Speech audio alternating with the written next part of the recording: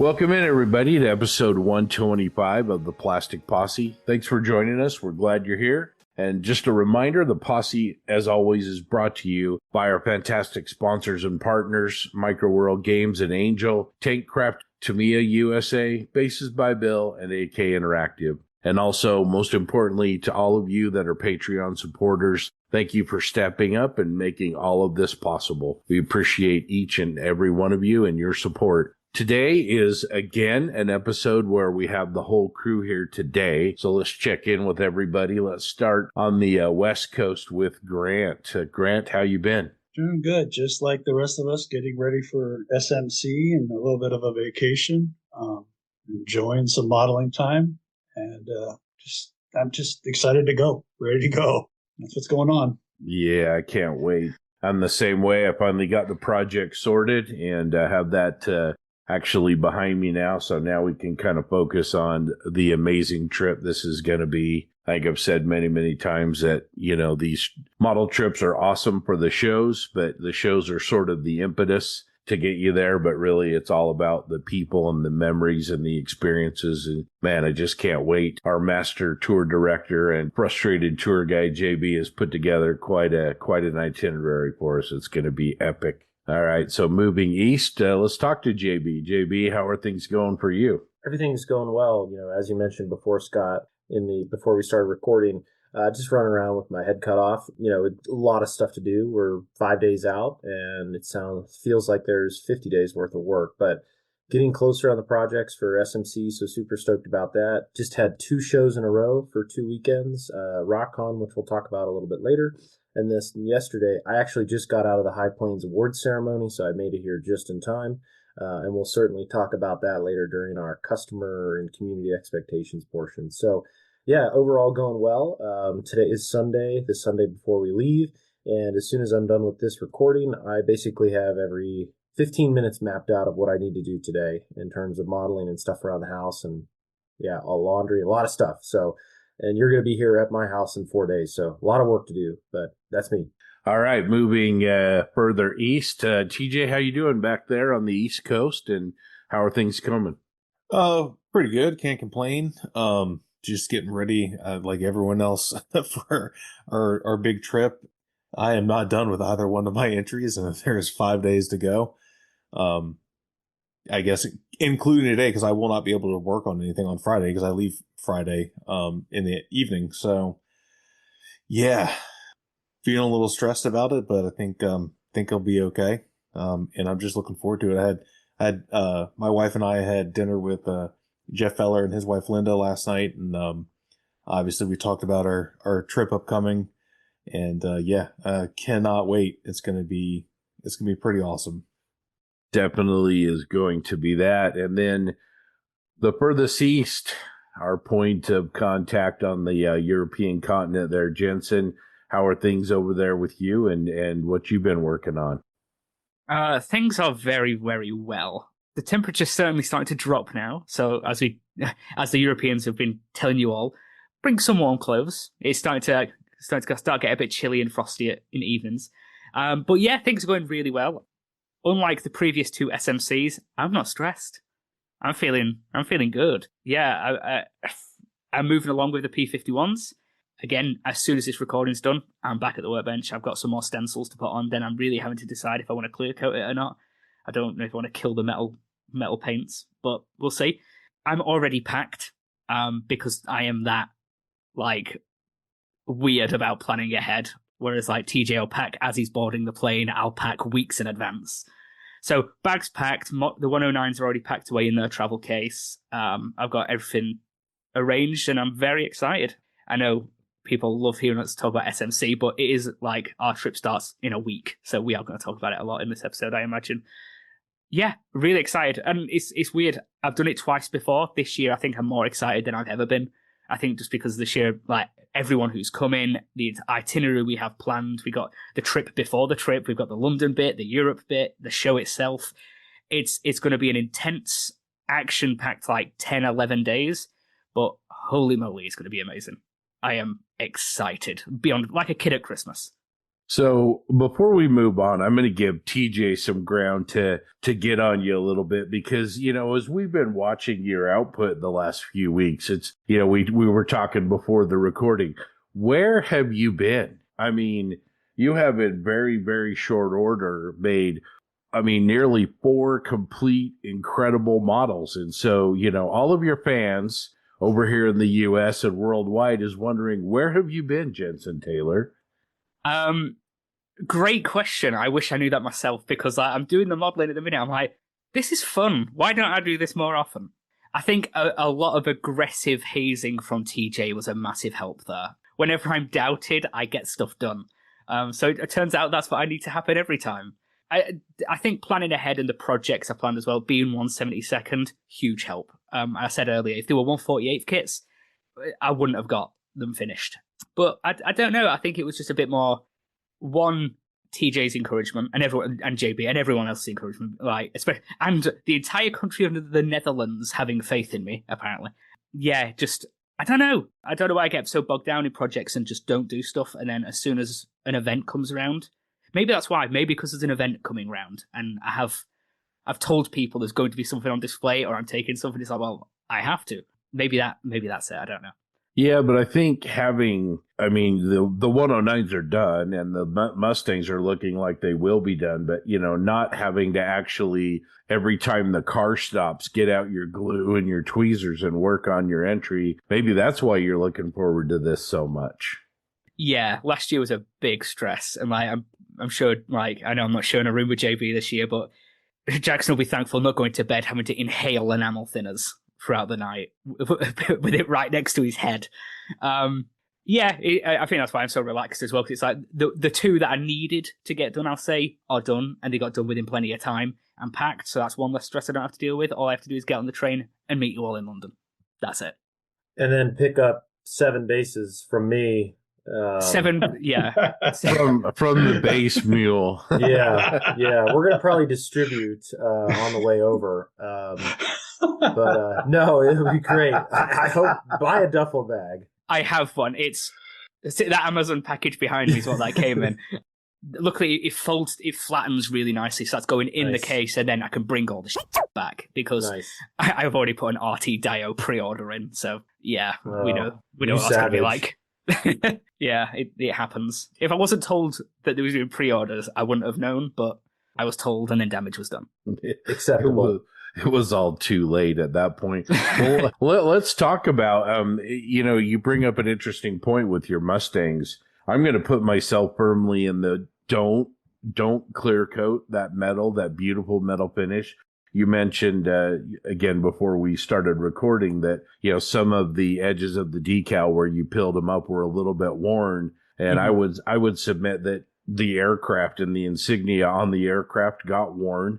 And I think that could be definitely a part of the weathering. But, one of the things I've noticed is you can tell when you look at a natural metal aircraft, and yours look absolutely stunning for the record. You can tell that they've been clear coated. And I think it actually, the blending and everything that happens from the clear coats, I think almost takes away from a lot of the work that you've done with different shades of metal. I'll let everybody else kind of chime in here as well, but I would put myself in, you've got nice lacquer paints on there. They're nice and hard. Let it go, let it be, and just weather it without the lacquers over the top. What do you think, Jensen, and what do the rest of you guys think? Yeah, no, I absolutely can see and agree to that, because a few years ago I did the A26 Invader, or B26 Invader, as it was because of 2 B26s, but it's the Invader. I did that in natural metal finish when it first came out, the ICM kit. Beautiful finish. I used the AK Extreme metals. They are amazing paints. I clear coated it. It still looks metal, but like you say, it looks like it's metal that has been clear coated. And the reason I did that is because they're enamel paints, and I used an enamel wash on top of it. And in the past, I've done that, and it's eaten the paint away. These are lacquers. There's zero need to protect that paint. It is hard as nails. It's the Tamiya LP paint, rock hard. I've used a bit of MRP silver. MRP is just really hard wearing paint as well. There's no need to protect it. It's just those peeled stencils that I'm concerned about, which the stencil, they are tiny. In 72nd scale, they are absolutely tiny. And if I just, because I've already made masks on the silhouette cutter of the insignia, just place them down on surface. And if the insignia bothers me that much that it looks a bit too worn and damaged, I can just respray it. I've got the paints for it. It's not going to be, so yeah, I think at the end of the day, don't really need to clear coat it. And if I can avoid it, I'm going to, because like you say, as I don't like to blow my own trumpet, the metal finish, it looks metal. It looks like it should, and it looks really smooth and nice. And yeah, I don't want to kill that.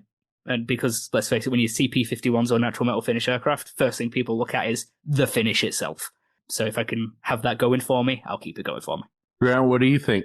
Well, I think Jensen's right. I mean, like you said, you could see it. He's 100% when you put the clear coat on it. Just go with what you got, man. I think you're going to be fine. You said you've got the stencils if you need it. Why waste the time with the clear coat? Just go for it. You're a good enough modeler. I mean, so you know what you're doing. I'm not going to double guess you. I'm not even an airplane guy, but I mean, you know what you're doing, and it's going to be, I'm sure it'll turn out great. And if it doesn't, you can fix the decal. So there you go. Yeah. John, you made that, Musaru Cup winning Mustang. What do you think? You're going to hate me. I used clear coat on it. I know. Because I used decals. So I masked the black stripes on it, but since I was under a time crunch and didn't have the stencils for that small scale, I went with their decals, which were really nice. And then I used Tamiya's LP clear, and it came out great, I think. I used the clear coat. I think I even used it maybe to prep the surface. Lord have mercy. But yeah, I used clear coat on bottom and top. And then there's something about Prussian blue on natural metal finish. Like, that is a damn good color. I think I got that from Jensen as a technique. So I'm sure he loves it being used in public. Yeah, I love it. In all seriousness, Prussian blue is the color for natural metal finishes. For a nice panel line pin wash, man, it makes it pop. There's something about that cool, super dark blue over the natural metal. It's a winning combo, and really sets the stage for other weathering. But yeah, I clear coated mine. I think if I had masks, I wouldn't do it, but with the decal film, I felt a clear coat helped blend the film with the finish and remove like the edges of the decal, which helped out a lot, I think, on the build. Heck, I might take that to SMC and give it to Martin. Yeah, I might do that actually. I just got to figure out how to take it there. But yeah, clear coat, shoot me. TJ, what do you think? Which camp are you in? Honestly, I don't really have an opinion. I've never done a natural metal finish aircraft, so I have no firsthand experience of what works and what doesn't work. So I vote whatever Jensen wants to do. I just want him to finish those because my offer still stands to double or nothing. There you go. So I was confident with the first one. The second one, I'm a bit like, I'll wait until the day before and be like, yeah, I'll take up on that offer. Hedging the bet. It's I take it now. Double or nothing, buddy. You can get 2 free dinners. All you got to do is finish 2 P-51 Mustangs. So I've got like today, Monday, Tuesday, Wednesday, and Thursday. Busy Friday. So I've got 5 days. You know what? I'll take the deal publicly. Whoa! I'll take the deal. Whoa! Nice. Okay. Well, there you go. Is one of the dinners double or nothing. fallow? Yeah. I looked at that menu the other day. Treat yourself. Yeah, I'll make sure the second one's a cheap one. Deal. Deal. Everyone's heard it now. No, yeah. So I think that's where I'll go. I'll leave it be because also these 72nd scale. I know like Zach's got one of these kits, these Mustangs. The entire fuselage riveted, beautiful. Like the detail is astonishing on these 72nd kits. The less layers I can put on the model to block up those details, the better as well. Because I've already primer coated it gloss black and then metal. I don't want to start just softening all those like really fine details. And in 70 seconds, so easy to do. I've done it in a couple of places on the 109s because JB noticed that the rear spine panel line, it's so faint to the point of looking like it's not there at all. So on the P-51s, I'm being really careful with that. Yeah, that's a good point. I didn't even really think about that. Some of these new kits, the recessed, in particular, the recessed rivets are just so tiny that, yeah, you got to really be mindful about the number of layers. So that's a good point. All right, folks, double or nothing. Jensen's all in on that. So that's going to be great. So we should see 4 aircraft at SMC. It's going to be great. Yeah. Well, because I went on Emperor earlier and adjusted all my entries, and they are the 4 I've kept. I've committed to the 4. The webmasters at Emperor going, who's this Jensen guy that leaves our app open all day long and keeps changing entries? All right. Well, Jensen, why don't you lead us through some models on the Plastic Posse group? Yes, absolutely. So yeah, this is where we'll have a go through and look at what amazing builds have been posted in the Facebook page this past 2 weeks since our last episode. There was lots to choose from. I know it was quite hard to pick this week, but yeah, let's first of all see what TJ found from the page and what he liked. All right, so I chose Sebastian Stoltz. I think that's how you pronounce his last name. 1/35 scale BUK M1. NATO reporting name Gadfly. It's I guess a mobile track-based missile system. I think they're anti-aircraft missiles. It's really cool. I like that genre of modeling. You don't see it a whole lot, and it's pretty neat. Like, yeah, I don't know. That was really cool. It's kind of hard to go wrong with something's got like 3 or 4 like giant like missiles strapped to the back of it. It was pretty sweet. So yeah, I thought it was neat. An amazing choice. Okay, JB, and your good self. Yeah, I got to go with Martin Holst's collection post. It recently popped up. Yeah, kind of a post promoting the upcoming SMC show, but he posts like 3 70-second skill kits, and I really appreciate the little scenes he created, either with a backdrop of a hangar, the tarmac. Just overall, I just really like those pieces. I think it tells a little bit of story in each of them, and I'm certainly looking forward to seeing him in person at SMC. And then of the stuff that he's like used to support those scenes, you can get I think you can get some of them at Diodome, so I'll probably pick some up too. But major shout out to Martin. We love him. Super nice dude, and looking forward to catching up with him. And he'll actually meet Scott and Grant in person, so be warned, Martin. Yeah, watch out. Speaking of Scott, what caught your eye? I kind of went a little bit different. Graham McNamara posted some pictures of his 1/12 or 1/10 scale, excuse me. It's like a Centurion. It is a Vexillarius. I'm sure I said that wrong, Centurion. And what really caught my eye was kind of he's got a flag and a lot of soft like leather on the figure, and I thought it looked really, really good. So nice job, Graham, on the bust. I really thought it was sharp. Yeah, that was great work. I like that one. And Grant, how about your good self? What caught your eye this week? I'm going to stay with the Brit theme for a couple little things here. I like the Kyle Scale Model Workshops Aerofix 148 scale AH7 Lynx. He's in the process of building it. He's doing a really great job on it. It hasn't been painted yet as of the picture, but the build itself is just phenomenal. It looks like a lot better kit than usual. I don't know why, but he must be doing a lot of work on it. It turned out really nice. So that's the one I'm sticking with. Yeah, that was another great choice. Like I said, hard to choose this week. There were so many great options to pick from. And myself, I know for the past 2 episodes, this build's been mentioned by myself and then TJ, and I'm going to mention it again because now it's finished. Steve Baker's Katare 109 K4. He's finished it. It's beautiful. It's stunning. It's such a nice finish on it. Yeah, he's done it completely out of box. Everything you need is in the box. It's really nice.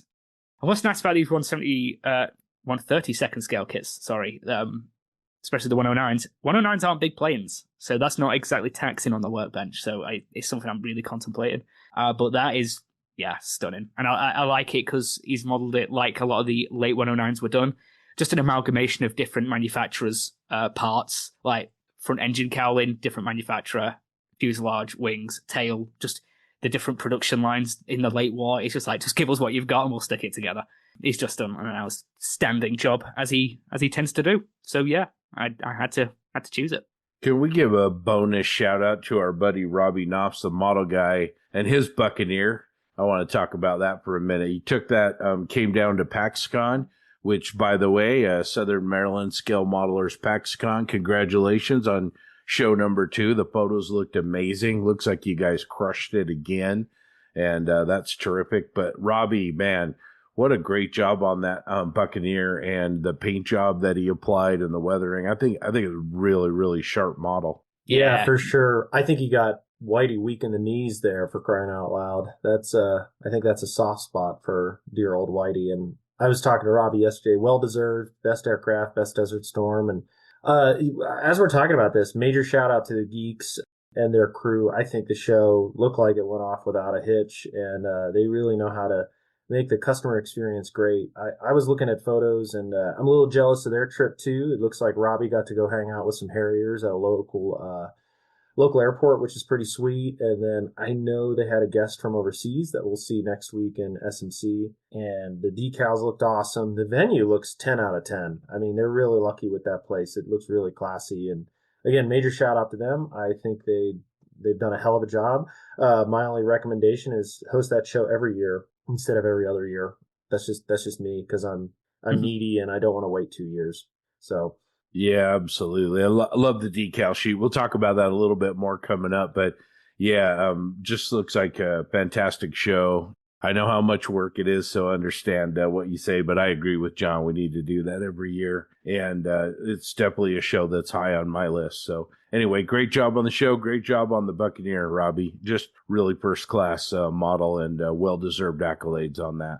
Anyway, let's move into a discussion point. Yesterday, JB and I were talking a little bit, is talking about some interesting perspectives that he has on as he's been working on some bases and everything. So I'm just going to kick that over to JB, and let's talk about that. yeah, thanks, Scott. This topic I wanted to, bring up is around basing. And I think it's timely because as we all wrap up our models for this upcoming show, I think a key component of a lot of them is a base, whether it's Scott's factory base, mine like sunken ditch tank, TJ's in a desert atmosphere. Grant, I know you've done some for your figures, and then Jensen, you have your bases from Bill, but you have done bases in the past, so we're going to just include you in this discussion, including your awesome barn, which I don't like publicly admitting, but it is really nice. So the notion of this discussion is around like maybe lessons learned, tips and tricks, and things that have worked well and things that haven't worked well. And again, it's kind of a broad topic, and listeners, if you're taking notes or want to read the transcripts, it might go around a little bit. But again, my notion was to kind of share some things, even that I've learned in the last 48 hours to the week around basing, what works, what doesn't work, helpful materials, and just general tips and tricks. So with that, maybe I'll set the stage with what I'm working on and then pass it around the room, because I think we've all used different techniques, materials, and have learned a little bit. So to set the stage, I'm obviously building 131. You can take a shot. That'll get you drunk because we're going to talk about it a lot. The notion is on this vehicle, so springtime, straddling a ditch, and with armor models, what I prefer bases, I've started a new technique where, because I fly with my models, I need to minimize the square footage in the box, or square inches, you could say. So what I like to do is have a two-part base. So have the plinth, which is made by Bases by Bill. Again, shout out to Christian and their team for awesome work. And what I've started to do is I'll magnetize the top to the wood base. And how do I do that? So first off, I didn't use rare earth magnets on the M1340, and I under magnetized it. So I was always cautious if somebody actually touched it by the black top, it would pop off. So I went completely the opposite way and maybe magnetized it too much for 131 and M108. But the notion is using rare earth magnets. They're really strong. And also, again, lessons learned, I put a magnet on the top plate and a magnet on the wood base underneath. And really, you just need one magnet. You don't need both magnets. So you could put a metal insert into your top plate and put the magnet on the base, or vice versa. Just because like two magnets, like it's going to be super strong.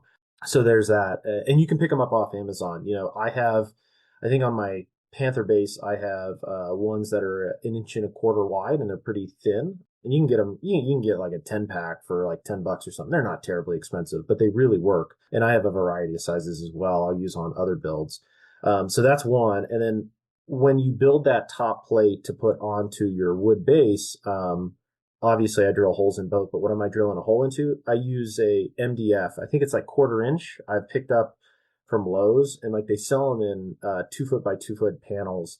And it's like a 1/4 inch, and I basically countersink the magnet in it. And then what I do is 5-minute epoxy a piece of foam insulation on top. I use the pink foam because you don't need the good stuff like Night Shift uses to carve buildings. You can use simple insulation foam. I do have the good stuff that Night Shift uses, and I'm not going to waste it on just simply building up that volume underneath. And you can find this stuff at, again, any home improvement store Or if you're at work, a lot of packaging comes in like white foam or even sometimes that insulation foam, and just take that. But regardless, that is one thing I really enjoy, is having those separate, because then it gets me extra height, and it also increases the footprint just a little bit to make it more of like a more of artistic presentation. But popping that off, putting it in your box really helps right there, because I'm starting to attach all my models to that top plate. And that's just one to start. And I'll also say I laminate the sides in styrene. And thanks to, I think Jeff and TJ have talked about it, I picked up a crap ton of styrene that's black when I was in South Korea. They had it there for a really affordable price. And I probably bought 20 sheets because it was dirt cheap. And then I laminate the sides of my base with that. And what am I laminating with on top of foam and MDF is actually 5-minute epoxy. It is my go-to adhesive for like a lot of things that require strength, flexibility, and then also if you're concerned about heat, 5-minute epoxy ain't going to heat up that much and melt your foam. So it's my go-to. But maybe I'll pause there because there's topping materials that I'd love to get into. But as we build the structure of the base, I know TJ's taken a little bit different approach, but there's similarities in there. So maybe I'll turn it over to you, TJ, to kind of talk through your Sherman base and how you've built that up. And then also, instead of just plopping it on top of a box, you have a different setup that Jeff's helped you with. Yeah, so the first thing I'm going to say, and you kind of touched on it too, about using foam, buy a hot wire cutter. If you are even remotely serious about building bases for your models, which, I mean, some people do and some people don't. Like, I'm not a big, really base guy myself. I like most of the time, I just like a tank on a plank. But if you are serious about building bases, like, buy a hot wire cutter. You don't even have to get like a super nice one. I have a Proxxon. I got it for either my birthday or for Father's Day or something for my wife. It was a very nice gift. I was happy. It replaced an old cheap Amazon one that I had that I then gave to our friend Pat Brown. But yeah, spend the money on one. You can get one for less than $100. It's worth the investment, I think, because it opens you up to do whatever you want to do instead of trying to get like a pre-made piece of wood from somewhere, which does work. That's what I use a lot of my tanks on planks. I use 5x7 gesso boards that you get from like Hobby Lobby. They're perfect. I paint them black, like satin black, and drill a hole through the bottom, and I can mount a tank to it. But anyways, that aside, yeah. So for my base, I like JB, yours is angled different than mine. You kind of have the tank on its, not on its side, but like leaning towards the viewer from the front. Mine is angled up because I just thought it would look better. And the picture of mine is this vehicle was sunk to its belly in muddy ground. And even though in the actual picture, like it was driving through a wadi, right? So it was pretty flat. It's a basin, really, like a dry river basin. But I just, for aesthetics, I'm like, it'd be cool if it was kind of pointing up. So I did that. And then I was going to do kind of like what you were talking about, JB, with like putting it on essentially a plinth. And then I had the idea it would be better if it sat in something, because I was worried about it being too tall, because the base right now I think is like the high side, because it's angled up. I think the high side's like 2 inches, maybe like 1 3/4. And I was worried about it being too tall, because it's that plus the tank on top of it. So I reached out to Jeff, our good friend, who also is a woodworker as a hobby. And I was like, he makes the most amazing bases for his own work. And I think he's done something like this for some of his work before. I think it's what he did last year too. It would fit into almost like a sleeve, right? So what he did is he gave me a nice walnut base, because it's got to be walnut. He loves walnut. So it's like a walnut base, and then he built an MDF frame around it that he then painted like the flattest black. It's amazing. I don't know what he uses, but it, like, you don't even want to touch it because it will fingerprint. That's how matte it is, but it looks so good. And then he traced the base of my vehicle and made that to that exact size. So I haven't tested it yet. It's still in my wife's car, because we went and had dinner last night with, as I mentioned, with him and his wife, and he gave it to me when we left. So I haven't tested it yet, but it should, in theory, slip right into there. And he left it so I can adjust. I'm going to put a almost like a frame on the inside. I'm not the whole way around, probably just two sides, the two short sides. And then it'll sit right in there on top of that. I was going to magnetize it, but I don't really need it to be magnetized to that because it'll fit inside. And I'm not worried about anyone picking up the whole base and like turning it on its side and it falling out. But it'll be interested to see how it comes together. I think if it's going to look as cool as it does in my mind, it's going to be fantastic. No, that's awesome. And certainly Jeff's woodworking abilities. And he did that with, the Churchill build last year where he had the outer side that he could slip into. I think he packed that in his check bag, and then he bolts the main, I guess you could say, model to the box that he custom builds. And we all know Jeff and his woodworking skills and his walnut. So I can't wait to see him again in Bastogne, bow-legged walking home from Kit de Double. So that should be a great time. But Scott, maybe I'll turn it over to you because, again, as we talk about different basing techniques, TJ and I's are more around natural settings, either in the forests or in the desert. And we'll get back to those topping materials because I think there's some interesting comments around that I've learned recently. Maybe we'll go over to you and talk about what you have planned for your SMC build. Take a shot, everyone. Around the E25 and what kind of scene it's going to be in. Yeah. Thanks, JB. I really, with this particular project, wanted to go for a different kind of look for a base, and I think you mentioned it. It's a prototype, and I really wanted to kind of highlight the technical parts of my build and have it be in a setting where it's obvious that something has been created, but not rely on terrain or weathering and just kind of do things differently. And I want to shout out, first of all, Christian at Bases by Bill for really helping take my vision of what I wanted to do and help me put that together into a presentation that I feel pretty good about. Anyway, so yeah, mine is a combination of the main base is a big old hunk of, here it comes, Jeff, a big old hunk of walnut as the base, and it's routed and really, really nice. And then we have a section of shop floor on the top of it where the model sits, and then I put a few little implements around it to just kind of give it that impression of, something that's being babied in a shop, being developed, worked on, but very in relation to a lot of other pieces of armor, especially, it's going to be really, really clean and a little bit more mechanical in appearance. At least that was my intention. So anyway, maybe leaning a little bit more towards my buddy Grant on that side of things. But yeah, I'm excited for people to see it. It may not come across, but that's what my intent was. Hell yeah, and that's a good transition to Grant. I know that you're probably working in smaller constraints for figures, but maybe talk about some of the basing principles around figures, especially the ones you're taking next week, and then we can dive into the materials in the next roundabout. TJ's right. You're all been right. TJ's right though. Foam cutters, you have to have it.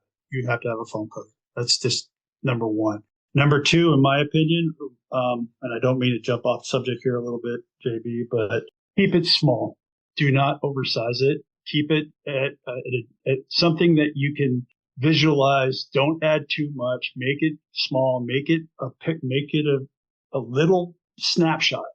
And I've learned that from the Warhammer guys, the figure guys. They don't make these huge dioramas. They make small dioramas with 3 or 4 guys. And they point them out. Now, so that helps with travel, of course, and all that. My building process for a diorama is the old idea that everybody has seen and heard in the past is the pyramid. So you have a pyramid, you're looking at something and you want to follow a pyramid around something. So you have your 3 subjects and it could be anything. And that's the way I start my build. Now on the opposite side, for my SMC build, go ahead and have a shot. SMC. There's a couple extra for you. I kept it simple. Christian at Bases by Bill, I really do appreciate it. And it was your base you built for me was great. It's small. I have mine on a clear plastic stand for my pod. So the base is plain black. It's supposed to be space. I don't really know how to make a base that would work for that. So I kept it completely black. Put the pod on an angle. at about a 35-degree angle coming in. Used clear acrylic for my base pole. Now that pulls out. You could take that. I could take my base, put it in a small Tupperware, put it in my carry-on. It's protected and ready to go. Now, for my traveling, for my pod, I have a little styrofoam, not styrofoam, but packing foam for my case that I could just plop my pod right in on top. I could put a cover on it and use some blue tack to hold the cover on, and I'm fine. But as it is for my basic things, I don't go crazy. I use PVC pipe sometimes for my plinths because it's simple, it's easy, it looks really good, and it's light, and you can move it around very easily. The wood, for some bases, is, it can get pretty heavy. Some people out there like to use a lot of wood, and it might sound crazy, but when you're humping that thing around an airport and then to a hotel and then to wherever, it gets a little heavy. You don't want to deal with that all the time. So that's what I do. Now, once we get to talking about the texturing and stuff like that, I've got a couple ideas for that also, but I'll let JB continue on. Thanks, Grant. And, I think you're right there. And it's something that we probably all talked about. And Jensen, I'll turn it over to you. Maybe you can talk about sizing, because I think your red barn is a perfect example of that. It's almost like if you think it's too big, it is, and always plan for a base maybe 3/4 the size that you need. And bring the model into that environment, as opposed to like a ton of white space. And white space is okay in certain areas, but I think we can all attest, we've seen either dioramas or simple armored vehicles on bases that are entirely too big for it. And I think conversely, you rarely see something that's too small. I think when you talk about something too small, this is a personal taste. I don't like when the vehicle largely hangs over the base. I think the tip of a barrel or something small is fine to extend outside of the scene. But I've seen some where like this guy loved having half the model off the base, like literally sticking over the unfinished wood. And I'm just like, hey, it's your model, that's cool.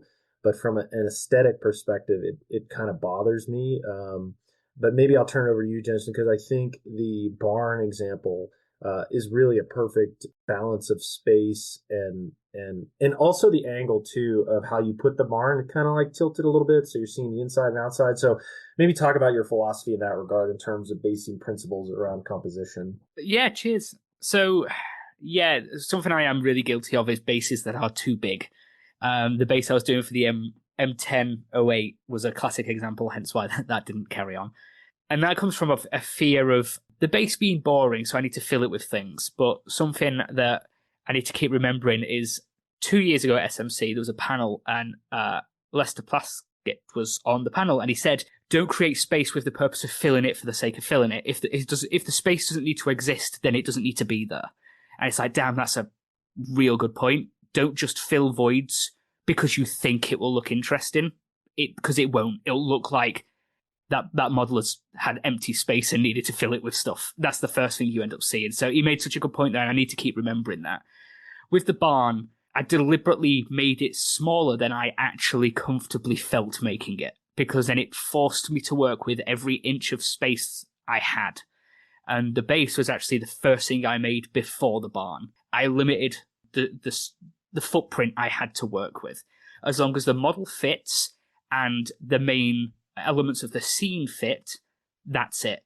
I could have made it bigger and done like some exterior work on the outside of the barn, like the road leading up to it. Or it's just like that doesn't need to exist. It adds nothing to the model, adds nothing to the scene. So I think something modelers need to be quite conscious of is limit your space.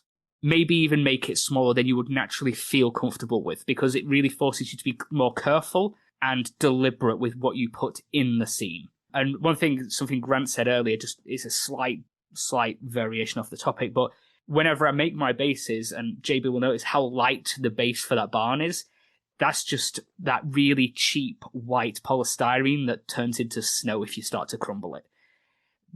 Reason that, again, hot wire cutter, made it to size, has laminated the sides with thin veneer and then stained it. And I think the wood looks quite nice, but it's ultra light. And the reason being, one, like Grant said, traveling with it, you want it to be light because you don't want to carry heavy stuff around. But in a carry case, if you've got heavy stuff and it shifts, that weight is going to crush and destroy other things. So I deliberately made it ultra lightweight. Like, it's crazy light. But yeah, going back to the topic of like sizing of bases, that's the best advice I can give. Make it big enough to fit the subject, and you can work everything else into it. Don't make a base size with, oh, the spaces, I'm going to fill all the corners with stuff because I can. Because it looks like you've done that. And unfortunately, one thing I will say is I do see a lot of these big builds online, and the first thing you can see is, it's like, what's the focus? You don't know where the focus is, because it's like, you can tell they've just like, I need to raid the stash for accessories and start littering the scene with stuff to make it interesting. When, like everyone said, you could have cut that scene down by 4 times the size it is and had the model be the focus. And that's one thing I really like about SMC, the build you see on display. The build is always the focus. That's a really good point, Jensen. I think sometimes just because you can do something doesn't mean that you should. And I know as I was putting my piece together originally, you know, there was a lot more going on, a lot more items, a lot more figures, and you kind of set it up and you look at it, and I think it becomes pretty clear that you're distracting from the main focus. Like you said, what am I supposed to be looking at? And when it comes to the size, and, you know, to echo what everybody said, I think, you know, I probably tend to lean towards too small rather than small enough, because I am a base guy, as opposed to maybe kind of what TJ was saying. I think a good base really makes a presentation more unique and more your own. And so I really, really like it. And, you know, the more you go to really nice shows and you see work, it seems like there's always a presentation element that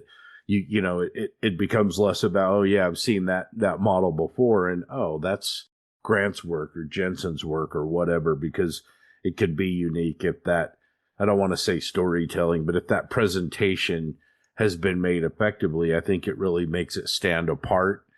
And I guess that could be for better or for worse and everything. And then the last thing is, I notice on a lot of bases that I see, there tends to be a little too much symmetry. And I think shifting everything off of straight, you know, you don't want parallel, you don't want perpendicular, but shifting everything off at an angle, I think really helps the presentation to feel a little more random, a little more real life, rather than something that's posed, you know, so maybe a little bit more like a candid photograph rather than a posed photo. And I think it just gives it a little bit more authenticity. I don't know what you guys think about that, but I think avoiding symmetry is really important. Yeah, and I want to go back to Jensen's point. I think it goes along with symmetry as well. I mean, we were at a show earlier this year, and there were some really nice dioramas. But one, there was symmetry that again, it's fine. It's not a bad thing. I mean, I've seen some dioramas that are really cool in symmetry, but asymmetry is key. And then getting back to Jensen's point, there were some really well executed dioramas, but the modelers felt compelled to put stuff in every single corner. Actually, it's really interesting. I was talking to Jim Rice at RockCon, and he was saying, like, it's actually a really great discussion. We were talking about somebody's model, and he said, I'm glad your figure isn't painted fantastically. And I don't think he phrased it that way, essentially, but he's like, when you're entering like a single model vehicle, you don't want to paint something better than the actual main piece, because it will draw the attention away from what the piece, you know, is supposed to communicate. Where this person had built, I think it was a nice tank, and they had put a figure or some piece of groundwork there, and he's like, I really like this. I think the base is fantastic, the vehicle's fantastic. I'm actually glad that you didn't focus on painting the figure, because it detracts from the actual vehicle and would pull viewers' eyes away from what they should be looking at. And I thought that was a really interesting comment, and that just shows the, you know, the meta, the friggin', you know, just Jim Rice on another level, like clicking at another level. And I'm like, wow, that didn't really resonate with me until I heard that. And so that was a really interesting thing that I appreciated. And maybe I'll pause there. If anybody else has comments on composition, feel free to chime in, and then we'll jump into another minutia topic of Hit This. I think that Scott Prima said when we interviewed him is that there's 2 factors. One, if you're not really good at painting eyes, paint the eyes of the person looking to the side or up or down. So you don't have to do the eyeball straight in the face because that's the hardest thing to paint. Second of all, never put a model straight on. Scott pretty much told us. He always said put it only if it even if it's just 10 to 50 or 5 degrees off or something. By putting it straight on, people are going to walk by it. But if you put it a little bit off or at an angle, people will stop. And that's one of the key things I learned from that interview. It's like Jim Rice is the same way. They're all magnificent, way up here figure painters that are just do beautiful work. Just little things like that are just key. Yeah, I think mentioning straight on, actually one thing I'm frustrated with 131 is that the turret is bang on nearly straight. And it kind of irritates me because I'm like, if it was oriented to the right a little bit, like TJ's where the barrel and turret's canted 45 degrees, it's just so much more of a dramatic pose. And looking at 131 and its situation, I'm like, man, if the turret was literally, swung 45 degrees, it would just make for such a damn dramatic look. But I want to be faithful to the photograph, which I'll just throw up. It's a very linear scene where the barrel's pointing forward over the glacis plate.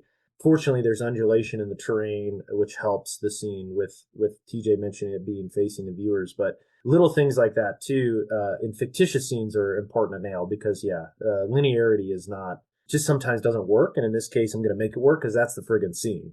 One thing I'll add as well when it comes to composition is working with undulations and vertical elements. And it's something that I try and think back to a long time ago when I used to do aquascaping with aquariums. Do your tall stuff at the back and have it coming forward and your lower stuff at the front. It sounds really obvious, but that's a great way to create depth in a scene rather than have really tall stuff in the middle and stuff then gets hidden behind the tall and obvious stuff at the lower end and at the back of the scene. It all kind of needs to, again, tall at the back, come forward to the small stuff at the front. It creates the depth. It's kind of how nature flows and how depth perception works as well. You can really encourage the viewer to, you can kind of not trick the viewer, but it forces them to look at it in a perspective that maybe isn't how it's modeled. And Andrew Argent, he just did that humongous, that. I keep looking at it. It's just incredible. That's a perfect example.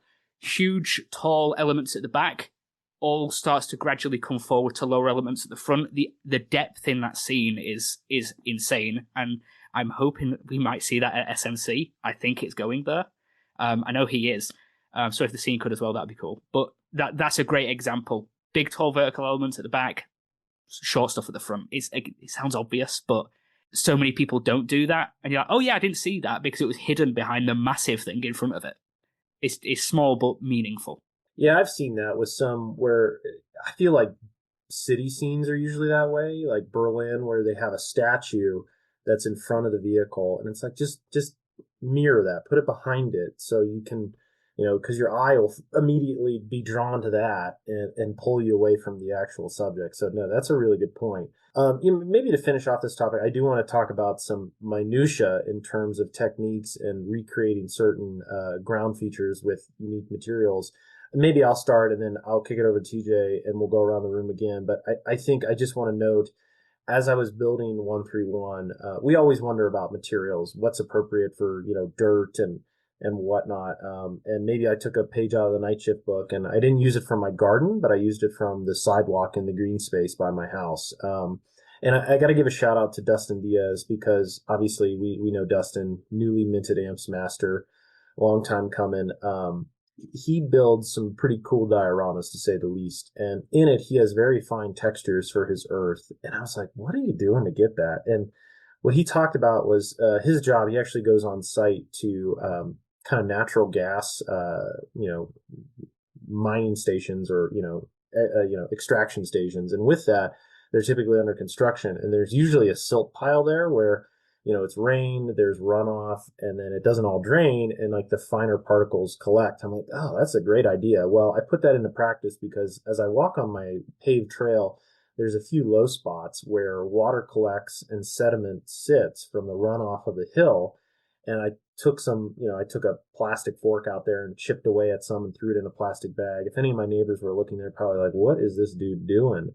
But I brought it back in a Ziploc baggie, and it is the finest of fine dirt. and it's just a fantastic material to sprinkle on a base. And then I actually use my finger to kind of rub it down and get it to sit on top of like the VMS earth, the paste. Or you could, that's the best I find for a smooth finish. Or you can put it on top of like the AK acrylic muds. But actually using real dirt, it just creates a fine texture that's really hard to find.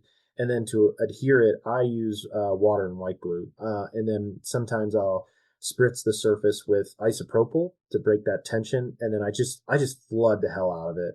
I flood it where it's like right at the precipice of like spilling over. And then I use multiple kind of drops to kind of like flood the surface, let it sink in, do it again, do it again, do it again. And then, once you feel like it's properly flooded, you just let it sit and it'll dry rock hard. And it's a fantastic method. And then I'll also say it because I think TJ's used a little bit. Mike McElhaney, shout out to him. He went around and gave us the proprietary Max Miniatures Elements Nukeman Mike's Pennsylvania Garage Floor 135th Scale Pebbles. The finest of fine sorted Pennsylvania Garage Floor 135th Pebbles. Uses: diorama material, shorelines and stream beds, weathering vehicles, thousands of other hobby uses.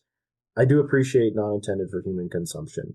So shout out to Mike. He had some old medicine bottles and hooked us up with amps. It is super fine. Like if, Mike, you need to sell the stuff. So it's really good. And with that, I'll turn it over to TJ to talk about his dirt base because it's a little bit more, I'll just call it craggy than mine. Yeah, so I mean, looking at my reference photo, that's the first thing I noticed. It's like, I mean, like I said, it's recently flooded a wadi, so like and it had freaking tanks driving through it, so like it is turned up, and it is like really chunky. So like you said, JB, I love natural basing materials, and just like Night Shift says, there's no better dirt than actual dirt, and what I normally do is put a layer of like a basing product down, and then you enhance that. Like one of the number one things you can see when someone's doing a base is if they used one product, and it's like the number one thing to not do. Don't just use one product. Whatever it is, you need a mix of things because that's the way the real world works typically. Even if like you want a uniform basing, like this is one of those things where don't necessarily do that because it's not going to look right. It's going to look like, oh, you just slap down some like paste and called it a day. So I like to do really I have 3 layers because I have an initial acrylic paste base over the styrofoam and the clay that I use to like the air dry clay that I use to like smooth out some of the rough spots in the styrofoam. And I use that as like a grip layer for VMS Smart Mud, which I really, really like, but you can't just use Smart Mud. It has an interesting texture. It looks cool, but you need to put stuff over top of that. And I just went outside down the street from my house. There's they were like building a road, and there's just like a bunch of turned earth, and I just scooped some up, and it's got some pretty big chunks in it, and it had some plant material in it too that I just left in it, and like I cooked it in my oven for like 2 hours at like 200 degrees to dry it out a little bit, and then I smashed it like more what I could. I don't have a mortar and pestle, which I wish I did. I just I used an old paint bottle and just like smushed it in the little ramekin that I keep it in, and then I just sprinkle that over top of the Smart Mud. I don't completely cover it. I let some of the Smart Mud kind of show through. And then I also use another acrylic mud texture to build up some where the tank had driven through. It like left some ruts. So there was like folded up like dirt. And I used some like heavy body. I don't remember, some AK stuff. I don't remember which one it was. I used that to like kind of build the ridges. And that's, in my opinion, that's the best way to do it. Yeah. There's no substitute for the real thing. Especially if you just go collect it yourself, because it's super easy and it's free. You don't have to do anything. You don't have to pay anything. You just literally walk outside. Yeah, that's what I've found to be great lately. Is I've really gotten on to real dirt. And TJ, I think you differ from me a little bit. You use sand and gravel glue, correct? At least on your latest one. Yeah, this time I did. No real particular reason why. I've done in the past where I've used white glue mixed with water, but I have two different kinds of sand and gravel glue. I have a relatively large bottle of the AK stuff. So I was like, I've got more than enough. The base is only, it's pretty tiny. And it took a couple of eyedropper pulls to coat the whole thing. And I think it dries a little faster. Maybe. I don't know. I let it dry overnight, so I didn't test it, but it seemed to work pretty good. It held pretty much everything. I was a little surprised. I feel like sometimes it's not as good as glue, but seemed fine. Yeah, it's good. I've used it before. I find that it's from a surface tension perspective, it just flows better. It reeks to high heaven, but as long as you're not in the space, you're fine. The AK stuff definitely flows way better. I have VMS sand and ballast freeze too. I don't like that as much. It has high surface tension. It tends to bead. Yeah. Which annoys me. Yeah. Bottom line, listeners, you can use anything and everything. Hopefully this session was informative, and we'll be posting pictures soon of our finished work. But yeah, bases, man. And bases by Bill. Buy from him. Christian's great. Bases by Jeff. And bases by Jeff. My preferred vendor. Just be careful. Jeff's going to get all these requests. And he's like, TJ, I'm not building bases. Jeff Walnut Feller. He's a big guy. Well, I'm going to spring something on you guys. It wasn't planned, but I want to start out with an experience that I had and then kind of go around the room because everybody here has a project that they're invested in. And we've been spending a lot of time. Well, invariably, what happens in these projects is something comes up that is unexpected, and we have to deal with it, and we have to move on. I'm going to start out, and in my particular case, I bought an L70 barrel from Aber, a nice aluminum turn barrel to use with my model. And I painted that little bugger like 5 times, and the paint just wouldn't stick to it. I used the Goons metal primer. That didn't work. That just messed up even more. And I had to, kind of do a lot of spot painting to repair that. I sanded it, just cleaned it with alcohol really, really well, used a Tamiya rattle can primer.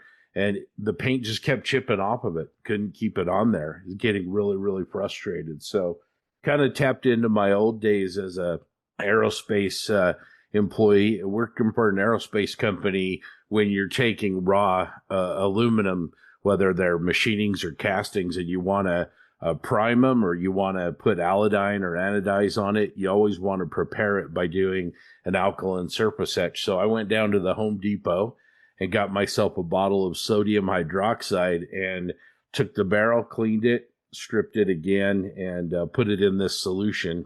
And warning, if you try this at home, make sure it's outside, it's ventilated, because it's going to create an exothermic reaction. It's going to bubble. It's going to put up fumes. You're going to end up tasting like aluminum the rest of the day. But it worked really, really well. I put a nice etch on this barrel, really roughed the surface up, got rid of that layer. For those of you that don't know, aluminum takes oxygen and kind of builds a protective layer on itself, essentially. That's very simplified. But anyway, did the etch and then got the Tamiya rattle can primer, primed it, introduced heat with a hair blower, and really heated it up while the primer was curing, and then finally just airbrushed the color on. It worked really, really well, but it was certainly not something that I was planning on. So that was my sort of curveball I had to deal with. But I want to ask you guys, start with Grant, what's something in your project that you didn't anticipate that you had to overcome in getting these things ready to go for this show? So go ahead, Grant.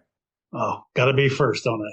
I think the biggest thing for my model, my pod that is my main focus for this show, was taking 5 hulls basically and making them, conjoining them together to make a circle. That was the hardest thing I had to do. I did it twice and I had messed up the angles on it. So eventually what I did is I went on the inside, scraped off where the conjoin for the top and the bottom of the hole meet. On one side, I put a little piece of sheet styrene, so it basically slid into there.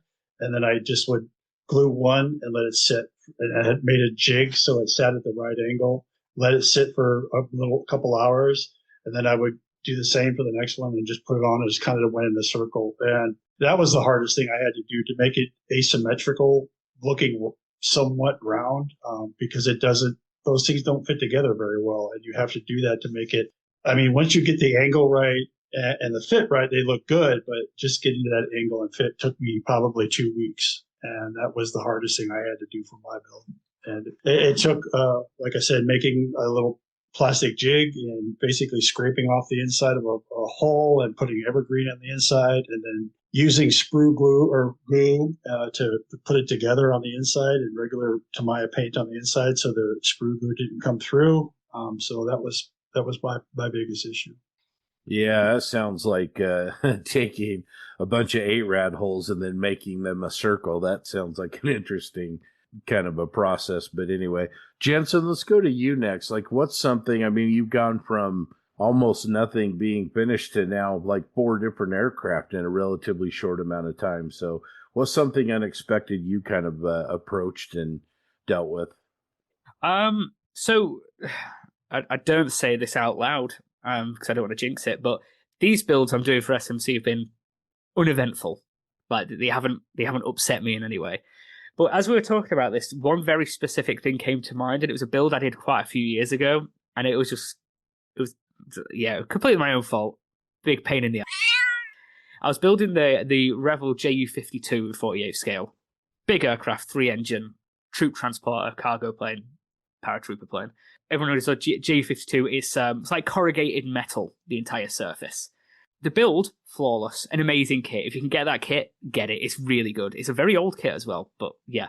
And I'd come to do all the masking. I was doing a North Africa scheme, so it was originally the RLM 1771 Splinter Camo, the really early war colour, and then had the sand gelb sprayed zigzaggy all over it, kind of soft-edged. Me being me and being like, oh, it's fine. Like, I can be relatively blasé. I don't put my colour cup lid ever on my airbrush. As I came to like paint the underside of the aircraft with the RLM 65, yeah, the lid wasn't on. And as I was doing some of the little shading and moving the airbrush around quite a bit, just spills over all over the canopy. It was MRP as well, so it leached under the canopy mask. It a big, massive blob all over the front of the cockpit. It was because MRP is super thin. It was running down all the corrugations of the aircraft. I was just like, put it down, step away. This was painful. This hurt. My soul cried. Sometimes when something like that goes wrong, the instant reaction is to quickly grab some paper towel or something and try and wipe it up and like stop the paint going everywhere else. Lacquer paint, worst thing you can do, I think. Like trying to rub that off the model. I just let it do its thing. I was like, right, put it down, walk away, cry a little bit in the other room, come back later. I did. It dried. I was just like, right, go analyze the damage. I unmasked all the canopy. That it didn't look great. So I prized the canopy off. That I had to go through all like the sanding and polishing again, remasked, reseated. Then I had to take various grits to the model of sandpaper, starting at like 800s, working my way to 3000s to get rid of the edge that the dried paint had left.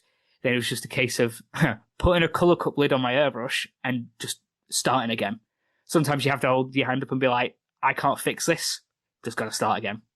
Like there's no easy fix. So strip it, restart, and I did. And you can't tell that it had that absolute catastrophic error of my own making. But yeah, it wasn't great. But as soon as we started talking about this, the first thing I thought of was spilling a crap ton of quite aggressive lacquer paint over a very large model and just having to fix it later because I couldn't fix it there and then. Man, I'd love to see that tri-motor someday. That sounds like a great model, and I love that aircraft. But man, good advice. Don't touch it. If you dump Coors Light all over your model, let it dry. Yeah. Before you go try to fix it. TJ, what anything in this particular build or something that you had where you've been thrown a curveball and you had to deal with it? Yeah, like kind of like Justin said, knock on wood, I haven't, like, at least with the Sherman, I haven't really had any major issues other than like, the normal, like, oh man, I don't know if this is turning out the way I wanted to, and then letting it sit overnight and be like, oh, never mind, it looks okay. Yeah, it's been pretty uneventful. I tend to feel like I get pretty lucky with like not like having major issues. Other than like I've spilled paint, obviously. Years ago when we did the T-34 build, the RFM kit, our very first group build, I spilled a whole cup of paint on the top of the turret as I was painting it. After it was already painted, almost everything was painted. That was also a dagger, but I salvaged it. But like Jensen said, and you said, Scott, don't touch it. You just leave it. And then obviously the M4A176 that I did a couple years ago, that my cat, also named Sherman, knocked off the picture table, and then it exploded, and broke the running gear and broke a bunch of other stuff that I was able to repair. And then it went to a couple of shows and did pretty well, which was nice because it was completely effed up. Yeah, it's just one of those. That's probably the worst like curveball I've ever happened. I'm like I said, I'm not done with my projects yet, so I have time to ruin them. Hopefully that doesn't happen because I will not have time to fix them. I know at least with the Sherman, I have been more careful with that than I have with anything else I've ever built. Like I almost always hold it with two hands. I make sure it's not somewhere where it can get messed with, because my biggest fear is I drop it or something, and all those months of effort I put into it would literally be flushed down the toilet, because it would not. It is at this point right now, it is not fixable to any real degree. So yeah, I'm nervous for the next couple of days. Man, I hear that. I hear that. Shout out to Grant, by the way, for sending me an amazing foam enclosure for my model case for travel. Thank you, my friend. It fits perfectly. That's really going to help. But yeah, it's like, okay, it's done. Now, how can I not break it, mess it up, scratch it, whatever? JB, let's finish up with you. Notable curveballs either on this project or something recently maybe that you've dealt with? Yeah, I'd say definitely a 131 with the markings. The turret, I originally planned, I was like, oh, I'll mask these. I have these nice laser cut masks and I'll make them work. And I put them on and I sat there for a day. I'm like, these look like total garbage. So what I did was I did the hard thing where I sanded down and removed the numerals, and then I repainted both sides of the turret and repainted the disc scheme on top. So, and then put on the echelon decals. It was a contentious 48 hours, but at the end of the day, I think it was the right choice because it looks night and day different, and it actually looks very representative of the vehicle. So I'm super stoked I did that, and just seeing it and going, is this really the standard I want to build at? And if you have a hesitation, the answer is no. So yeah, just sanded them down and redid it, and then put the new decals on, and multiple clear coats on top to blend in those films, and now you can't even notice. So that was a curveball that I wasn't expecting and set me back a day or two, but in the end, it was completely worth it to sand, respray, and mark up with decals. Difference maker. So yeah, that was the curveball on this one. Jensen just sent pictures of that Junkers tri-motor, and it turned out amazing. And so, listeners, if you have a curveball, don't banish it to the shelf of doom. Don't bend it. Just like like Jensen said, go in the other room, cry a little bit. It's okay.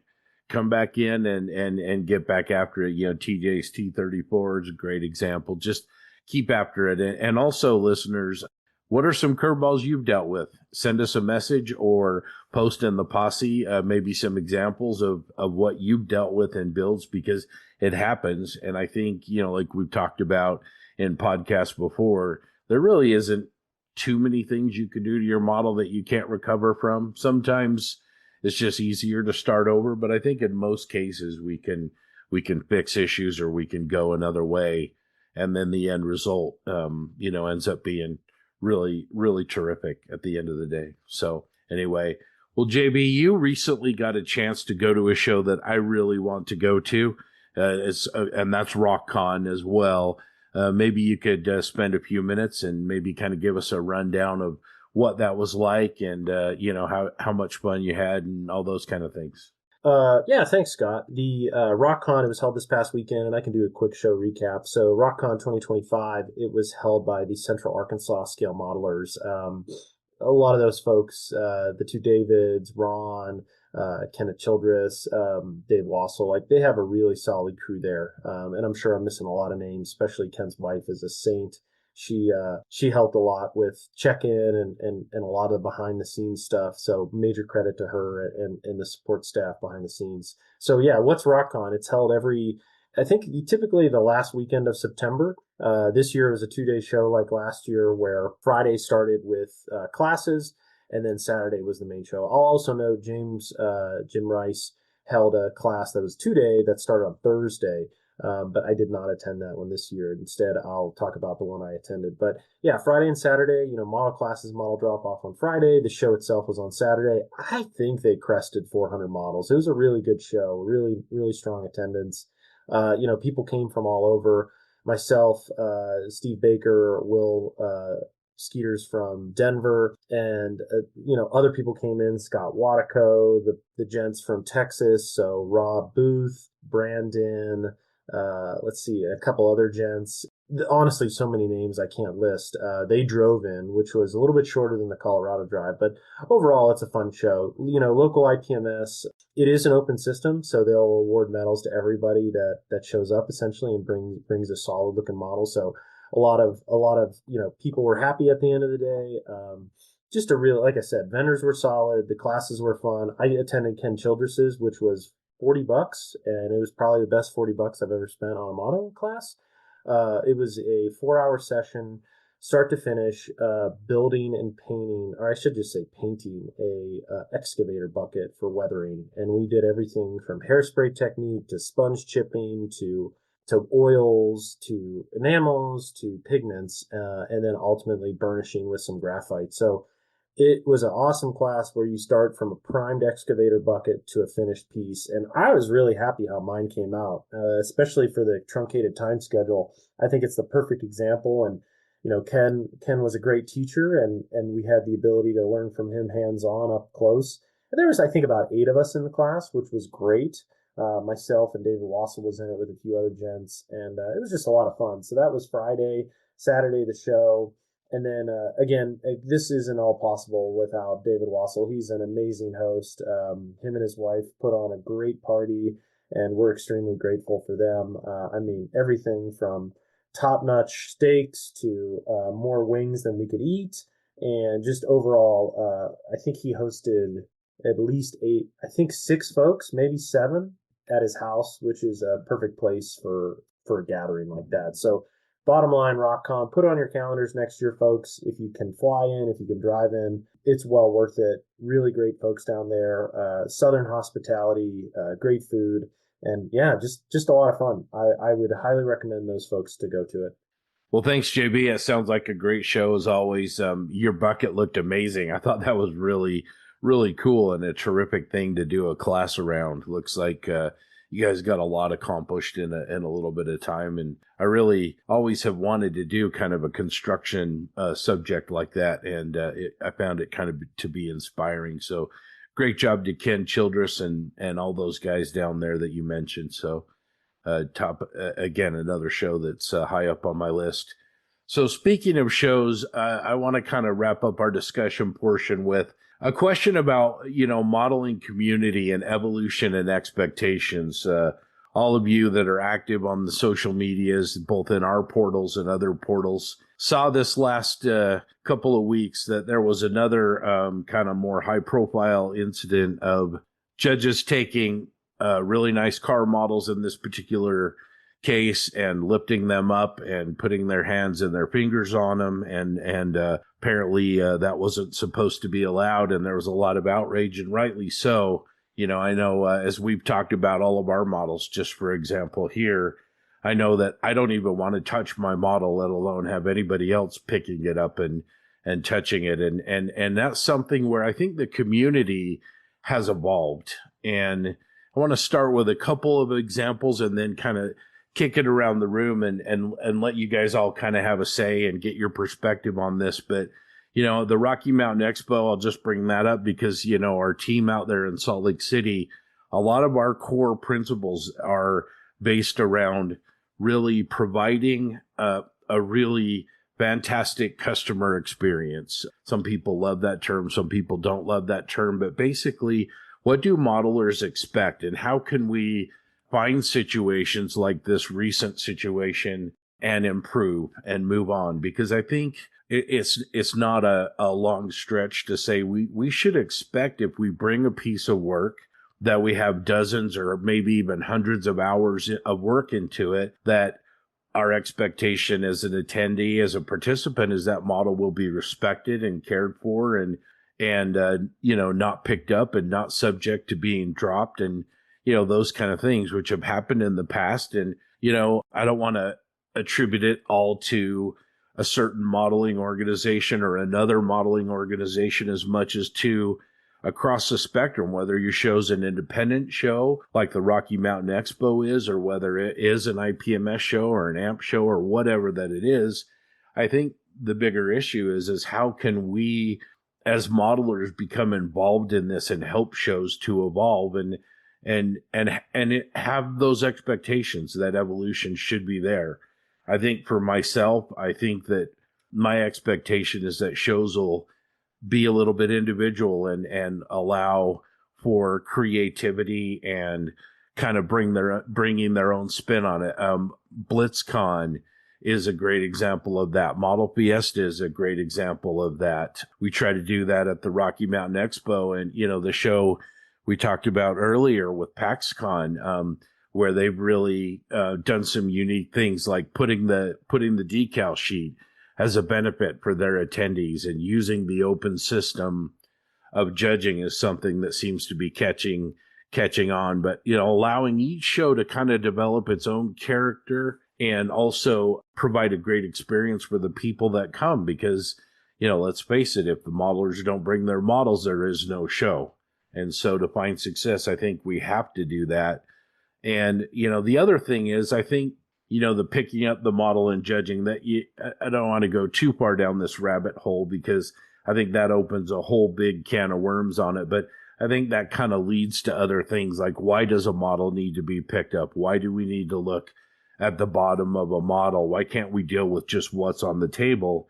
And I think inevitably that kind of comes down to judge training. I think that kind of comes down to what's our purpose and what we're looking at. But bottom line here for me is, I think no matter what organization you're aligned with, no matter what group that you're aligned with, we should have the expectation as a community that these shows are providing a great experience, are treating our entries with respect, and kind of wondered, kind of what everybody else's perspective is on that. So, John, I think I'm going to start with you and get your thoughts on this subject.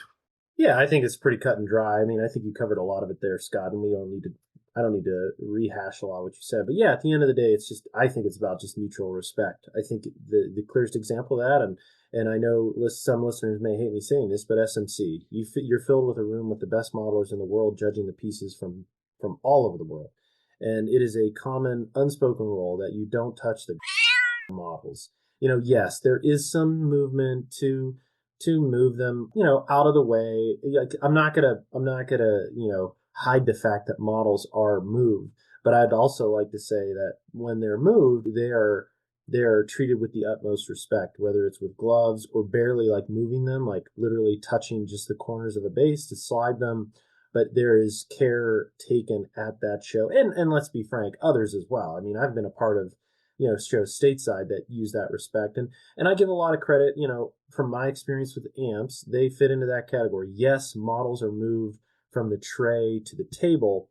And I think this is where people that like to defend the action of picking up models love to say, oh, well, amps does it. They pick up models. There's just this fallacy that you're equating two way different things in one and trying to justify picking up a model to judge by stating another organization does it to judge. And there's differences there where amps, again, I've seen it done very respectfully there, where it's put on a tray, it's brought over to the model, and I think the whole tray is actually put on the table. So the model is only being physically touched, actually, I think once, because the contestant will largely put the model on the tray. The tray is then moved throughout the process, and then when it gets to the final table for display, the individual, and I even think they had gloves this year, they put them from the tray onto the table. And when they're taking them to the main floor, they also use a cart, so they're secured. So let's just be clear that that is not the type of touching of models that we're talking about. And touching models to move them for judging is not what we're talking about. What we're talking about is Neanderthals picking up models above their head to look at the bottom, and it just doesn't make any sense. Like, I'm sorry, like that does not sway judging one iota. It's just a old practice that has not died off yet, unfortunately. And also it's and the notion that, oh, these are local events and a national organization can't control them, that's BS too. Like, put out a national directive like, hey, at our shows you will not expect to see this.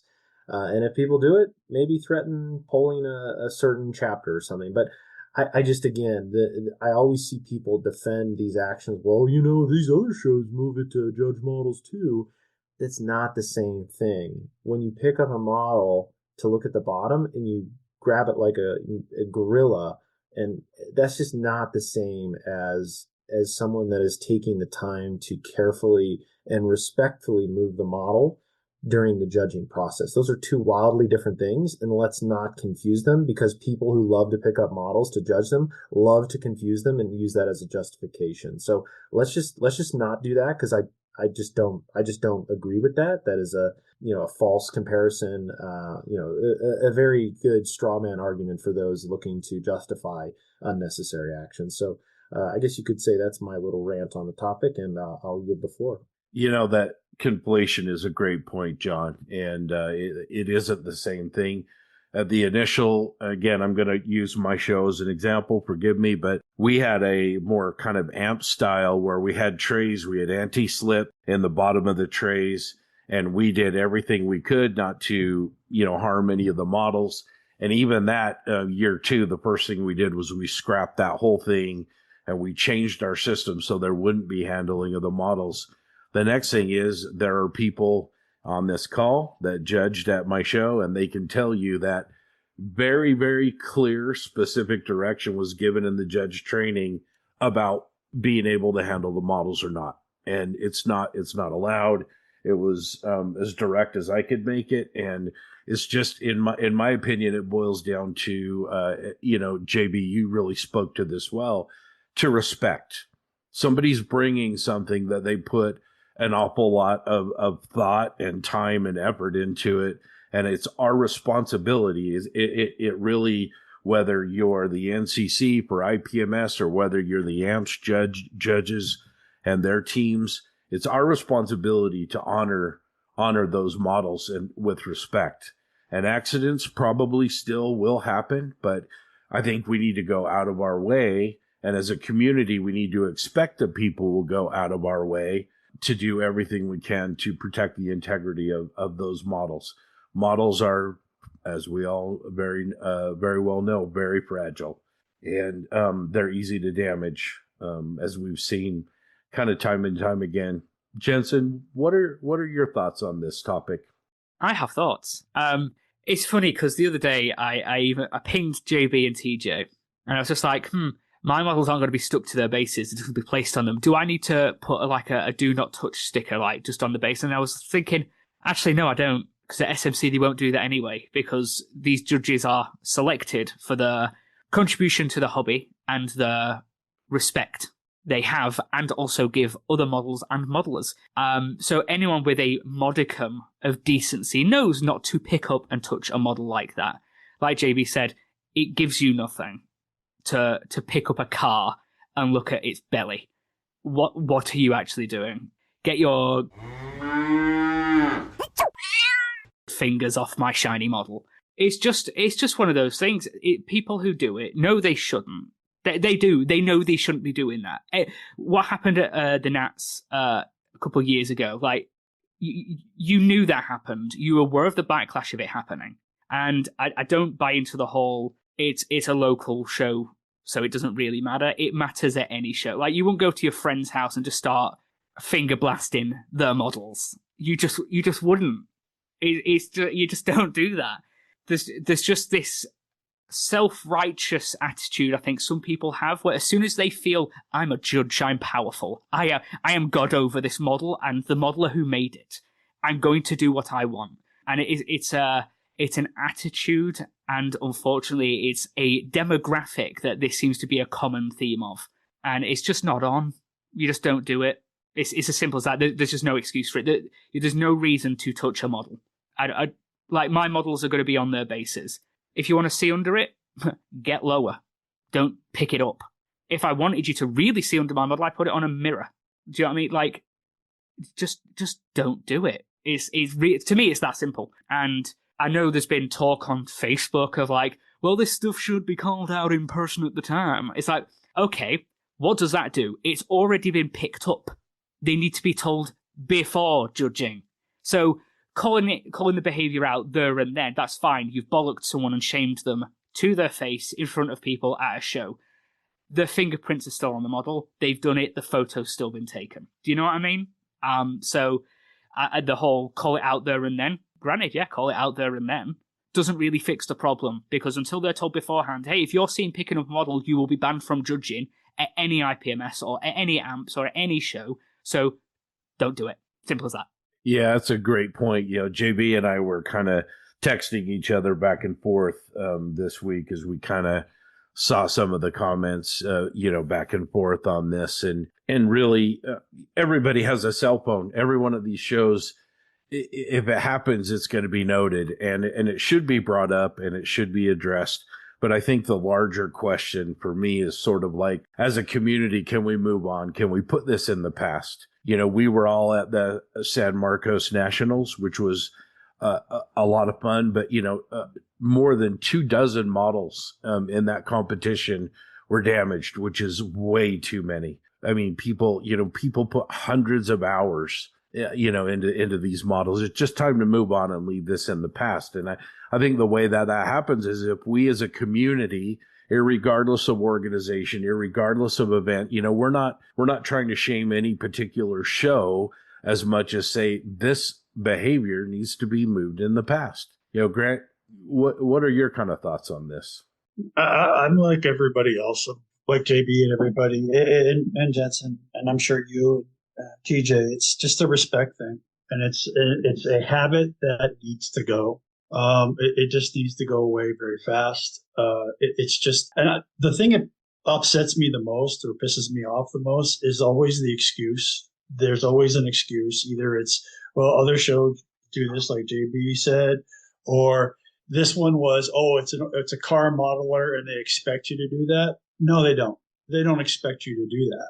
I've talked to several car modelers over the years, and they don't do it. You don't want to. Like Jensen said, if you want to see the bottom of it, put a mirror underneath of it. Just like a plane. You don't grab a plane and lift it up and say, oh, well, that's not right. You don't do it. You just don't do it.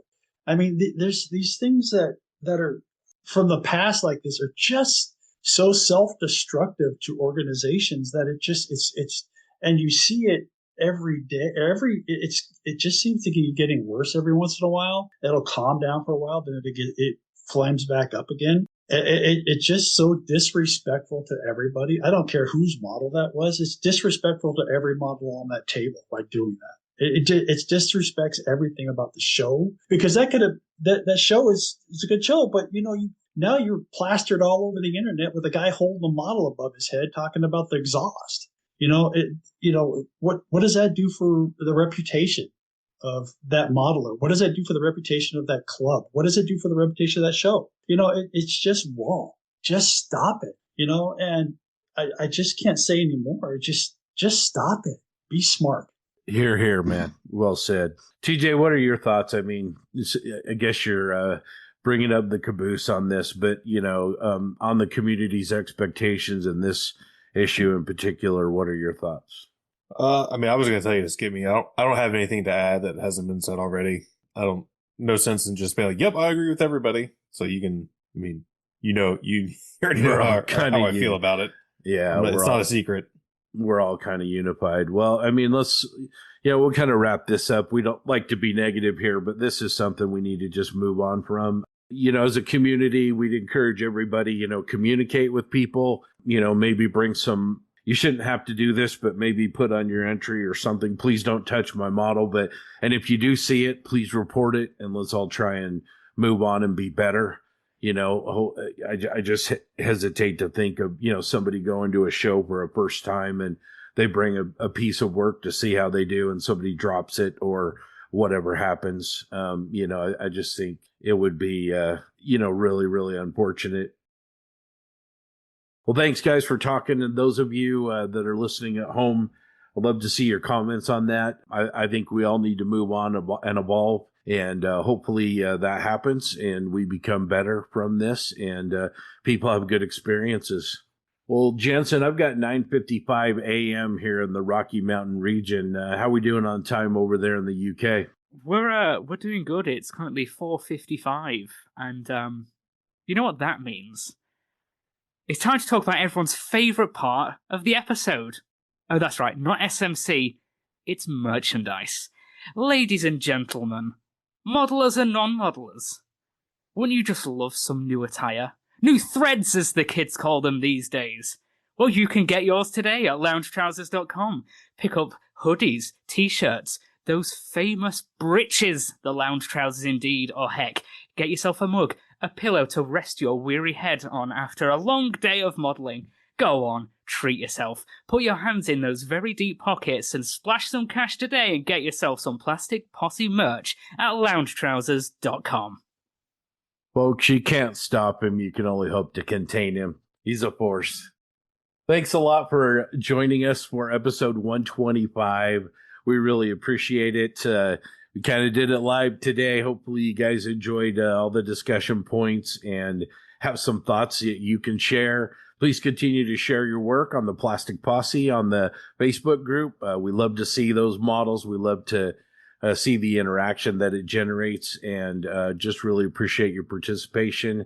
Again, to our partners and to our Patreons, we really sincerely appreciate you very, very much. 125 episodes in, this is still a great chance for us to get together with a bunch of terrific people and talk about this hobby that we all share a love for, and hopefully you're enjoying what we're doing. So having said that, we're going to skip the next episode because we will all be traveling, most of us internationally, and won't have that. So we'll see you in a few weeks on the other side. And in the meantime, enjoy your hobby. Hopefully you can go out and get some events here in the fall modeling season, and we'll catch you for episode 126.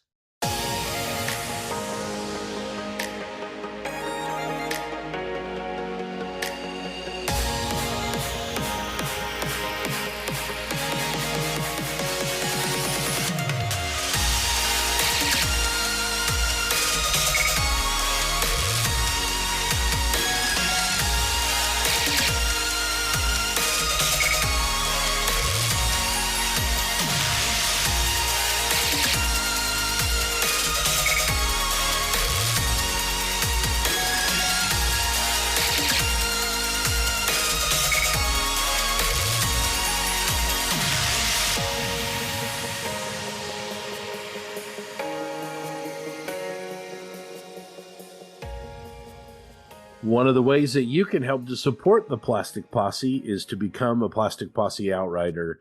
And if you want to become an Outrider, it's really easy. You can even do it wearing some of that incredible merch that Jensen talks about. If you want to get involved, just go to our Patreon page. It's patreon.com/Plastic Posse Podcast. You can set up a recurring donation there that starts at just $1 a month. These contributions will help offset the cost of bringing you the posse and support merch and donations to model shows and lots of other great things in the hobby. There's 3 different tiers of support. As I mentioned, there's great benefits to being an Outrider. You get early access to podcasts. You get premium access to the host, the chance to appear on one of our podcasts, and exclusive Triple P content and social events at model shows. Let's recognize our amazing deputy marshals. These loyal contributors support what the posse does, and we genuinely appreciate it. Pat Brown, Ryan Smith, Alamo Squadron, Model Fiesta, Curtis Towers, Winston Gold, The Quiet Corner Modeler, Daryl Miller, Rob Booth, David Clark, Richard Lane, Robbie Knopfs, Wesley Beaker, Eric DeGleesh, David Wassel, Matt Tupman, Zach Pease, Brett Marquette, Greg Williams, Nick Wolf, Brian Clark, Sean Earl, Black Hat Scale Modelers, Craig Jarbo, Red Beach One Studios, James Morando, Mike Norris, Steve Rodwell, Rick Cooper, Eric Cavino, John Hale, Eric Kane, Logan Hansen, Tim Gidcombe, Dan Newman, Robert Blocker, Tyler Moore, Derek Post, Craig Flynn, Ken Childress, Drew Gardner, Scott Hall, Frank Perrone, Jeremy Diamond, Terry Wilkinson, Chris Lovewell, Andrew Kalis, Ethan Idemill, Steve Baker, Pat Brown, Jay Kidd, Brandon Gentry, Lee Fogel, Robert Klein, Mark Ewing, Toadman, Model Doc, Doug Reed, Greg James, Wes Vercala, John Everett, Uncle Buck, Mark Bradley, Eric Brubaker, Jeremy Moore, DB Scale Model Studios, Jeremy Elliott, Mike Talley, Previous Seat, Mediocre Age Middle-Aged Modeler, Dan Knopfel, and J.C. Osborne.